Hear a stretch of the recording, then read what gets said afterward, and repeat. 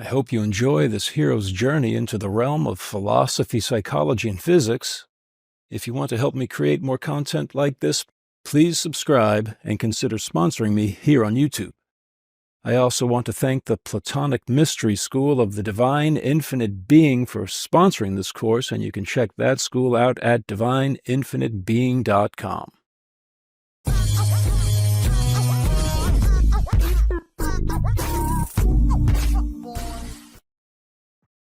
Now we're moving on to his theory that the images that arise from the archetype of the self, or the gravitational singularity, are mandalas, a circle or a sphere with a central point. As I explained at the beginning of this class, if the laws of psychology are mirrored by and mirror the laws of physics, and if the mandala image arises from the archetype of the self, then what is the physical correlate of the mandala images in the psyche? And I'm saying it's black holes, nature's perfect mandalas, a literal point, a gravitational singularity surrounded by a perfect two-dimensional sphere, the event horizon. And the universe itself is an inside-out black hole.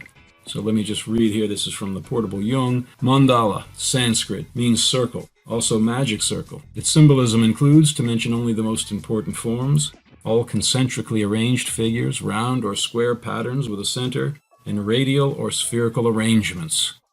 In Memories, Dreams, Reflections, Jung explains that he started drawing mandalas during a midlife crisis that started in 1916, the same year that Schwarzschild discovered black holes implied in general relativity. So December 22nd, 1915, Schwarzschild wrote a paper that gave a precise mathematical expression for Einstein's general relativity equations. Einstein had approximate numbers and Schwarzschild gave the precise solution. In February of 1917, he published another paper showing how a star of sufficient mass would collapse into a point of infinite density. The self-archetype, wholeness through the union of opposites. So according to Carl Jung, the self is a union of opposites par excellence. So the self-archetype I'm equating with the gravitational singularity. Its function is to unite opposites. Its function, at least in the human psyche, is to unite opposites. When the psyche is confronted with opposing demands in life, then the self-archetype presents that conscious mind with mandala images in dreams or in fantasies or in scientific inspirations, for example, in Leonard Susskind's holographic string theory, where he united general relativity and quantum mechanics in nature's perfect mandala of a black hole. So the self is a union of opposites par excellence. It's the source of all pairs of opposites, and all pairs of opposites tend to reunite in the archetype of the self. Continuing here, by that reasoning, all archetypal pairs of opposites are contained in the overarching opposition between psyche and cosmos, which means that the self, defined as a union of all opposites, can be summarized by the equation psyche equals singularity. If the self is the union of all pairs of opposites, and all pairs of opposites are either mental or physical, there's a mental world and there's a physical world, then some of these pairs of opposites will be physical, like hot and cold, heavy and light, and some will be psychological, such as happy or sad. So all of those pairs of opposites come from the gravitational singularity, which was present at the Big Bang, beginning of the universe. And they all tend to reunite in the gravitational singularity, if we equate the self-archetype with the singularity.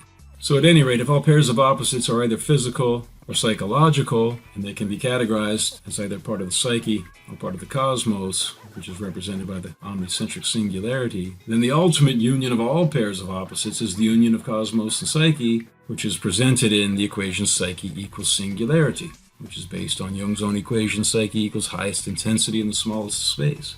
This equation unfolds into the more complex equation of two opposing pairs of archetypal opposites.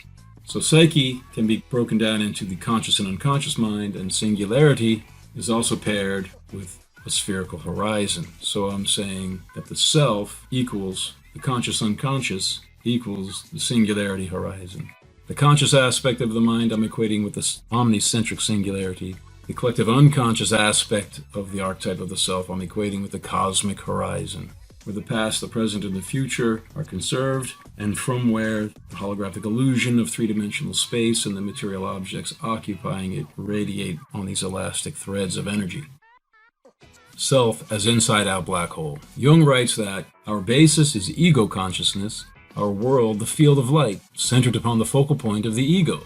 That's from Memories, Dreams, Reflections. According to general relativity, each of us perceives our conscious ego as the central point of an expanding sphere of space-time, as if each of us is the singularity of the Big Bang. So, like on an inflating balloon, if you put pennies and you glue them to that balloon, and then you inflate the balloon, all the pennies start to radiate away from each other, but each one would think it's at the center, and all of the other pennies are radiating away from it. Similarly, here in our universe, no matter where you are in the universe, it'll appear to you as if all of the other galaxies are expanding away from you at a rate that increases with their distance from us. So it appears from us that Earth is the center of the universe. We've returned back to the geocentric cosmology of Plato and Aristotle all the way through Dante, as we'll discuss later. Ego consciousness ends where the field of light ends, which is the event horizon of every black hole and the cosmic horizon of our inside-out black hole universe, each point of which contains the omnicentric singularity. So, if ego consciousness is the center of the field of light, that makes sense, because each of us is a gravitational singularity. It's as if each of us is the Big Bang, in the center of the field of light. Light ends at the horizon of the cosmos, where space-time seems to be expanding away from us on Earth at the speed of light. Beyond there, space-time is expanding faster than light, so light beyond there cannot enter back into the universe. So that is the perimeter of the field of light, and therefore the perimeter of ego consciousness. So similarly, the event horizon of every black hole. If you go beyond the event horizon, no light signal could pass back out into the observable universe.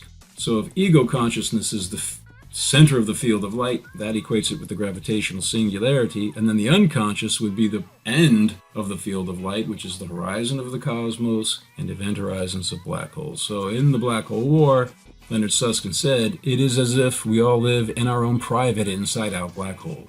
Each of us seems to be the center of gravitational singularity, a Big Bang from which the universe is expanding. He goes on to say, perhaps we should simply accept worlds beyond the horizon in the same way that we accept that other people have an impenetrable interior life. I just thought that that was ironic because he denies the existence of a soul, but I'm equating the soul with the gravitational singularity and the horizon of the cosmos. And here he's saying, even though you can't see light enter back into the universe once it passes the cosmic horizon, maybe we should just accept that there are other worlds beyond there, even just the way we accept that people have an impenetrable interior life. You don't know what someone else is thinking in their mind, but you assume that they are thinking of something. So why is it so impossible to assume that there are worlds beyond the horizon of the cosmos? In other words, the multiverse theory, or what he likes to call the megaverse theory. But it's just an ironic comparison of the interior life of humans and the horizon of the cosmos, which is exactly what I'm trying to do. So to recap for this slide, ego consciousness is the center of the field of light. That is the gravitational singularity, the omnicentric singularity. And therefore the unconscious is the border of the field of light, which is the horizon of the cosmos and the event horizons of black holes. I'm saying psyche equals singularity. If you break each side of that equation down into its pair of opposites, psyche is conscious and unconscious, and singularity, the opposite of the singularity, is the cosmic horizon, although the singularity exists at each point of the horizon of the cosmos. So the self equals conscious unconscious equals singularity horizon. Self as center and circumference, mandala image of self. So, continuing in the portable Jung, the self is by definition the center and the circumference of the conscious and unconscious systems. Now that definition of the self obviously correlates well with my equation of the self with the central singularity and the horizon of the cosmos, because the singularity also exists at each point of that infinitely hot horizon of the cosmos. The echo of the Big Bang radiates in from the horizon of the cosmos, and the Big Bang originates from a singularity. So the central point and the circumference, although they're opposites, they're also interchangeable and they're one.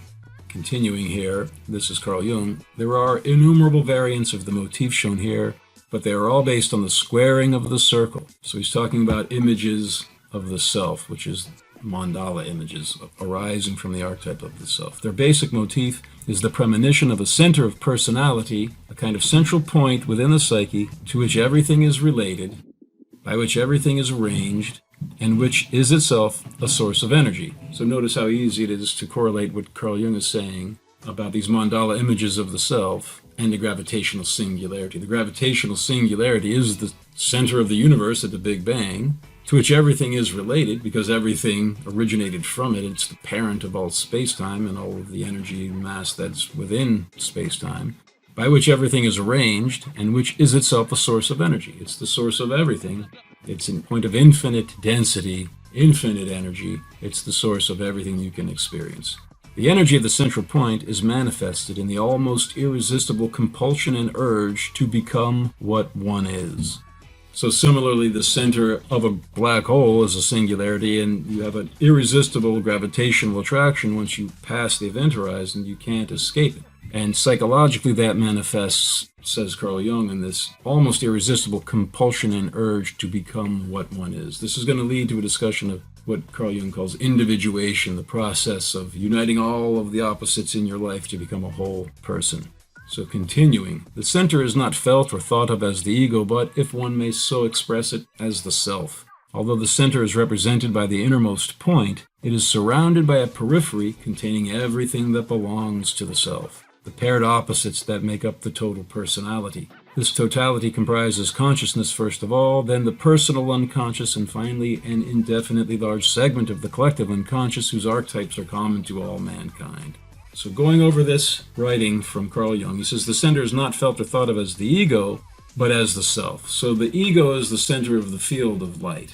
The ego is on your surface consciousness, but deeper than the ego, in the collective unconscious, is the self. And it's the center of all egos. It's the omnicentric point. So although the center is represented by the innermost point, it is surrounded by a periphery containing everything that belongs to the self. Similarly, the central singularity is surrounded by the cosmic horizon, which, according to holographic string theory, contains everything within the universe. It contains every bit of information describing the past, present, and the future of the entire universe, and it projects that information back into the volume of space on elastic fundamental threads of energy to create the cinematic hologram that we experience. Carl Jung experienced something extremely similar during his out-of-body near-death experience in 1944.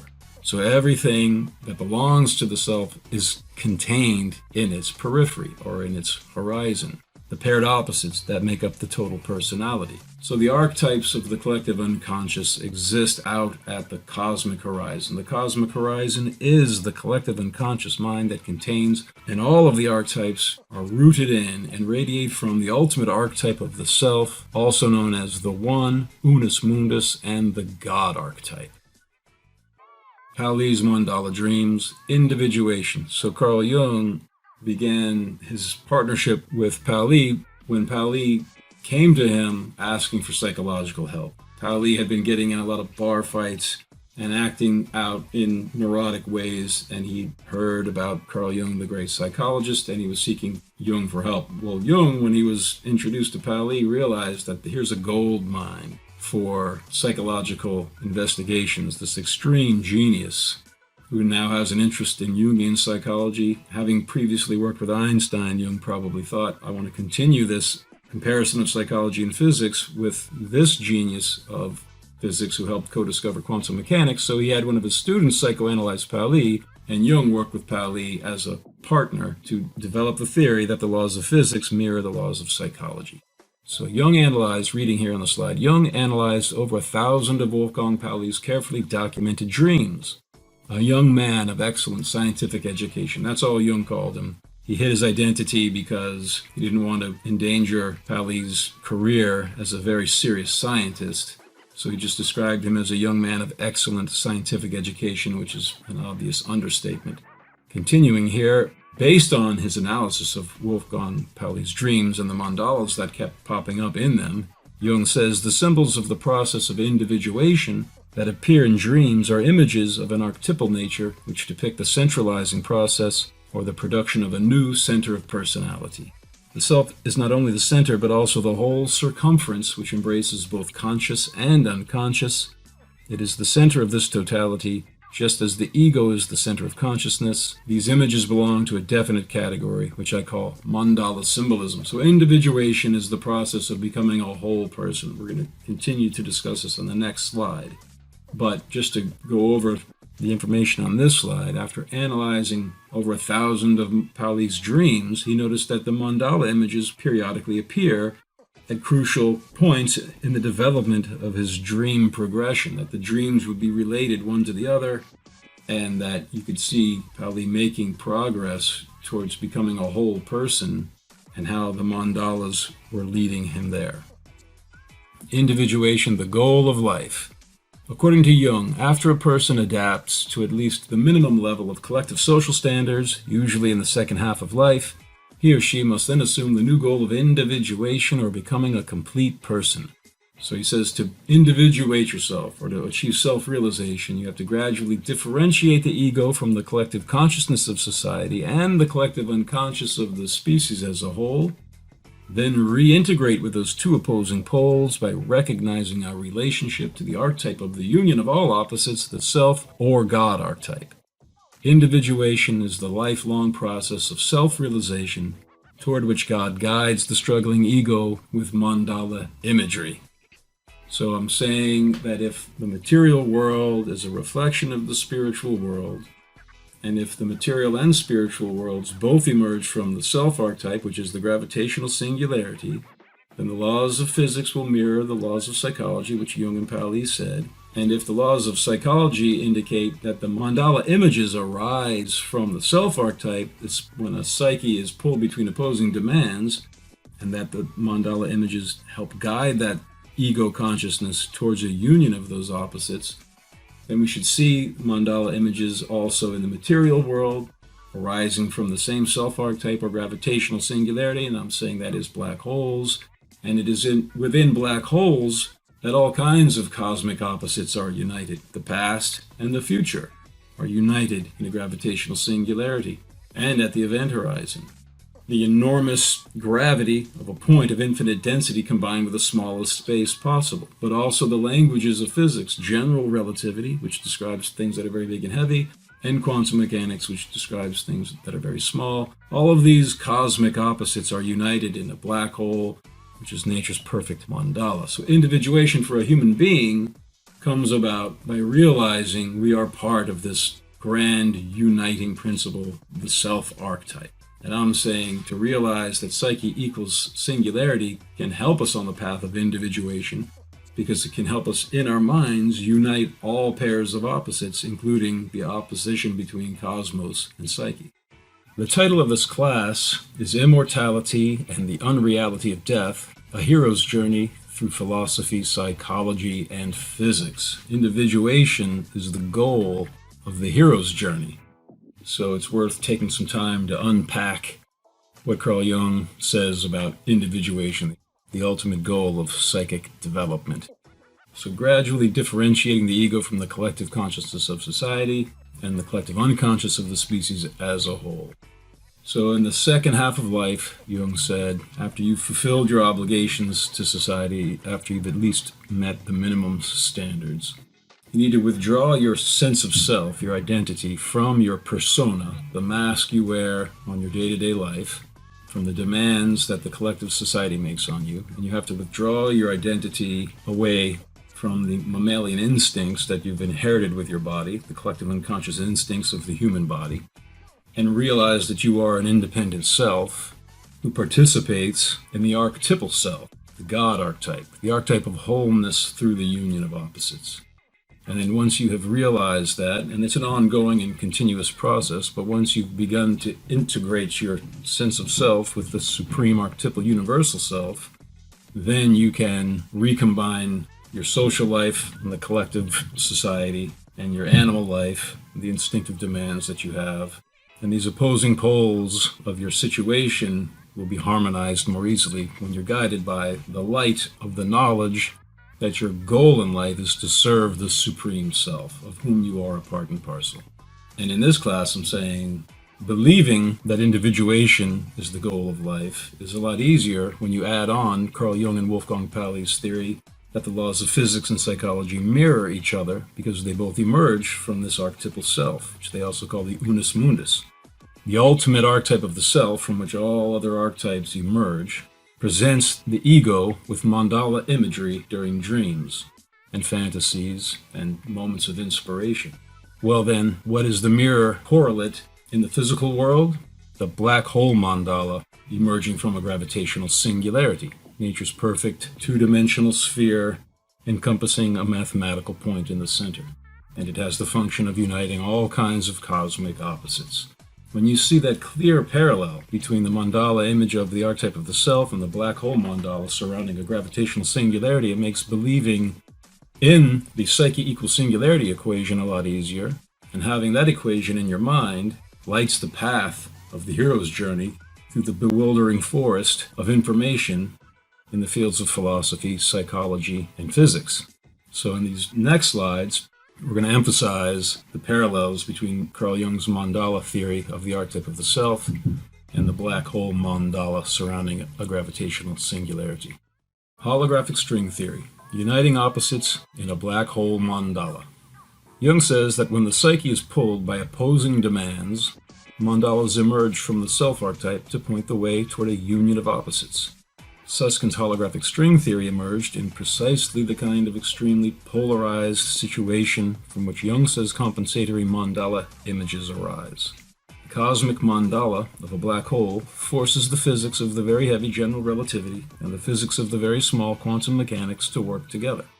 It also draws out a conflict between the most fundamental physical principle of information conservation, upon which the consistency of quantum mechanics is especially dependent, and information swallowing gravity, as described by general relativity. So, to test Jung and Paley's theory that the laws of physics and psychology mirror each other, does the black hole mandala surrounding a gravitational singularity unite opposites in the same way that the psychic mandala image arising from the archetype of self does? And we'll see that it does. But just to recap an important point, if Psyche equals singularity, then I'm arguing the collective unconscious mind is the encompassing horizon of the cosmos, which Leonard Susskind says is like a holographic film where every bit of information describing the past, the present, and the future is interwoven at each point, and from where those bits of information radiate back in on fundamental strings of energy to create the cinematic hologram in which we live, the field of light,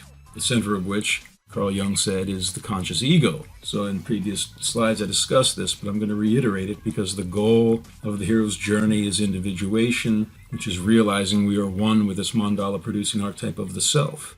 I'm arguing that the inside-out black hole of the universe is the archetype of the self, and that each of us, our conscious egos, perceives itself necessarily as the center of an expanding universe, and where that expansion rate reaches the speed of light, you have the horizon of the cosmos, which contains all of this information. That's where the archetypes of the collective unconscious are. So we'll develop that theme throughout this class, but that's the main point. We're trying to achieve self-realization using philosophical speculation, especially the parallels between psychology and physics. So to keep our eyes focused on this central point, I'll reiterate the structural parallels between Carl Jung's model of the psyche, his mandala model of the psyche, and Leonard Susskind's mandala model of the inside-out black hole universe.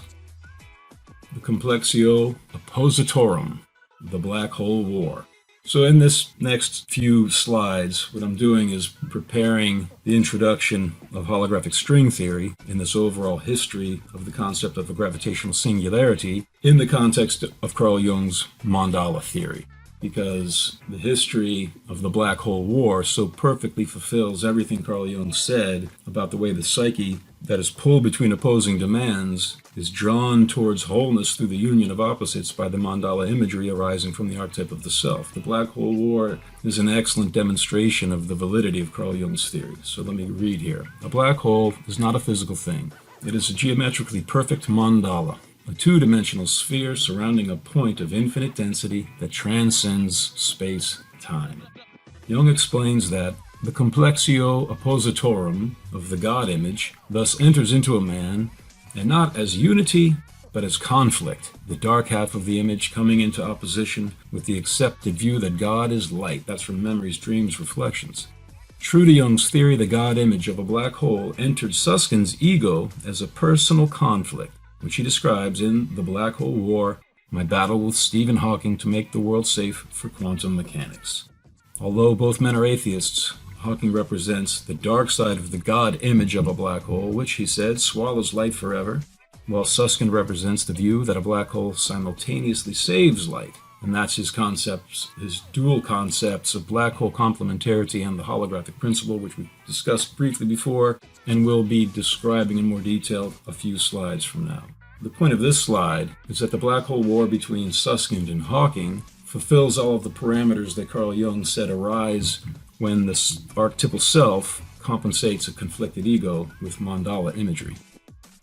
The black hole war, universal conflict of opposites. So here's another quote from Carl Jung's Memories, Dreams, Reflections, where he said, remember that discovering that the mandala is the spontaneously arising psychic image of the self archetype was his greatest discovery. He says, perhaps someone else knows more, but not I. So this is the central point of his entire psychology.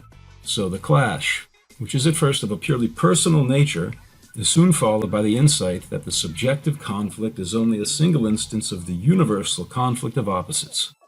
Our psyche is set up in accord with the structure of the universe, and what happens in the macrocosm likewise happens in the infinitesimal and most subjective reaches of the psyche. For that reason, the God image is always a projection of the inner experience of a powerful vis-a-vis, which means face-to-face. So let's analyze this quote. The clash, which is at first of a purely personal nature, is soon followed by the insight that it's an example of a universal conflict of opposites. So that is exactly what happened between Susskind and Hawking. I'll read now, continuing here. Susskind explains how his personal clash with Hawking revealed a universal conflict of opposites between general relativity and quantum mechanics, which he called a clash of principles that rivaled the great paradoxes of the past. So Leonard Susskind's personal conflict with Stephen Hawking's theory that black holes swallow information gradually revealed to him a universal conflict of opposing principles which were contained in quantum mechanics and general relativity. It's just interesting to note how succinctly this follows Carl Jung's map of the psychological process of individuation when a psyche torn by irreconcilable demands is guided toward wholeness through mandala imagery of the self-archetype. Black Hole War, Susskind as case study. According to Susskind, the paradox could bring down the whole structure, or reconciling the two could bring deep new insights into both. Susskind explains that the clash created an unbearable itch, and that reconciling the principles of quantum mechanics with those of relativity was the great problem of our generation. Convincing Hawking of this task became Susskind's obsession, in his own words, and he was certain that the key was not to abandon quantum mechanics, but to reconcile it with the theory of black holes. He found it intellectually intolerable to leave quantum mechanics and general relativity unreconciled. So all those quotes came from page 210 of The Black Hole War. But just notice how perfectly this matches what Carl Jung said happens in the psyche. At first, the personal conflict is revealed as just one instance of a universal conflict of principles. That's exactly what happened when Susskind and Hawking butted heads over Hawking's interpretation of black hole information swallowing versus Suskind's demand that the principle of the conservation of information be respected. Physics is having a nervous breakdown. According to Jung, we know from experience that the protective circle, the mandala, is the traditional antidote for chaotic states of mind. So Jung, analyzing thousands of patients, their dreams and just their spontaneous recollections of the way they feel about certain situations, picked up on what he says as an empirical fact, that when a psyche's torn by opposing demands, mandalas emerge in their dreams and in their fantasies. To cure a chaotic state of mind, the collective unconscious archetype of the self compensates the ego with mandala imagery. They're the signposts towards peace of mind and through the union of opposites. And so the black hole, nature's perfect mandala, is going to tame the chaos of the conflicting universal principles represented by quantum mechanics on the one hand and general relativity on the other. But continuing here about the state of the physicist's mind, their collective consciousness concerning the irreconcilable demands of general relativity and quantum mechanics, Michio Kaku says, physics is having a nervous breakdown caused by tension between general relativity and quantum mechanics. The situation in the physics community is therefore ideal for invoking compensatory mandala imagery. The Holy Grail, unification. So the physicist Steven Weinberg says unification is where it's at. Unification is what we're trying to accomplish. The whole aim of fundamental physics is to see more and more of the world's phenomena in terms of fewer and fewer and simpler principles. Michio Kaku says, a quantum theory of gravity that unites it with the other forces is the holy grail of physics. So previously we discussed how quantum mechanics describes three of the four fundamental forces of nature, the electromagnetic force and the strong and weak nuclear forces, while general relativity describes the fourth force of gravity. And according to Kaku, a quantum theory of gravity that unites it with the other forces is the holy grail of physics, uniting the opposing principles of quantum mechanics and general relativity. That's the holy grail. Kaku also says, for ages, the holy grail of physics has been to search for unifying themes that can explain the complexities of the universe in the simplest, most coherent fashion. And Brian Greene says, today's physicists are in possession of what may well be the holy grail of modern science, but they can't unleash its full predictive power until they succeed in writing the full instruction manual.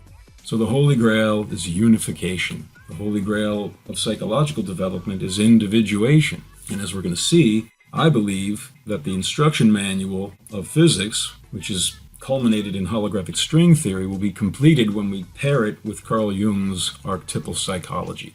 When those two fields of thought are united, then the holy grail of academic striving for unification of all knowledge will be achieved. Psychology and physics, one common goal. Here's a quote from Carl Jung. The psyche of a people is only a somewhat more complex structure than the psyche of an individual. So that's a big claim to make. Plato depicts Socrates making a similar claim in The Republic, where they seek justice in the individual soul by expanding the individual soul to the level of an entire society, on the assumption that the structures of society mirror the structure of each individual psyche. So let me continue reading here. The developmental process of the psyche leads the conflicted ego toward a union of opposites in the Mandala manifesting archetype of the self. The developmental process of mathematical physics leads physicists to a union of opposites in the cosmic mandala of a gravitational singularity surrounded by a spherical horizon. So I had that original quote, the psyche of a people is only a little more complex than the individual psyche. Similarly, the psyche of the physics community, the academic physics community, follows the same basic psychological rules as an individual psyche. So if the collective psyche of the physics community is pulled between these opposing demands of quantum mechanics and general relativity, we should expect that entire community to be compensated by an emerging mandala image to unite those opposing principles, and that's exactly what happened in the Black Hole War, culminating with Leonard Susskind's theory of holographic information conservation on the event horizon of a black hole and the cosmic horizon of the universe. So continuing here, in both psychology and physics, developmental process manifests as a compulsion toward wholeness through the unification of opposing principles in a space-timeless central point that encompasses the periphery of a sphere. You'll recall a few slides ago when Carl Jung was describing the archetype of the self, he said it's the central point that also contains the periphery. So you can go back and look at those to reiterate this important point. And now concluding this slide, physicists seek unification, psychologists seek individuation, and both arrive at a mandala image of the one. And that is because I say psyche equals singularity. Conjunctio, the marriage of physics and psychology. So here's a quote from Wolfgang Pauli. I don't know whether and when this conjunctio will be realized, but I have no doubt that this would be the most beautiful destiny that could befall psychology and physics. So marrying physics and psychology. He developed a theory with Jung that the laws of psychology and physics will mirror each other because they both emerge from the unus mundus, the one world, the self-archetype, the God archetype.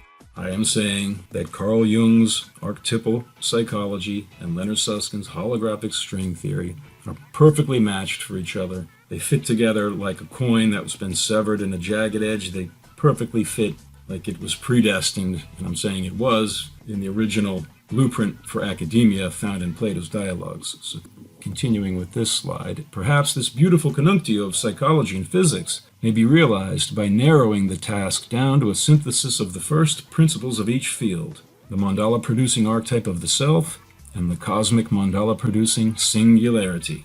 Psyche equals singularity. That equation, I'm saying, represents the marriage of physics and psychology. And it is therefore a useful tool for the process, for the hero's journey toward individuation. That is the guiding star that will guide you through the wilderness of knowledge with all of the confusing details if you keep the eye of your soul on this equation, psyche equals singularity, then I'm arguing that will guide you toward the goal of individuation, which is a realization of your relationship with the ultimate archetype of the self, also known as God. I hope you are enjoying this hero's journey into the realm of philosophy, psychology, and physics.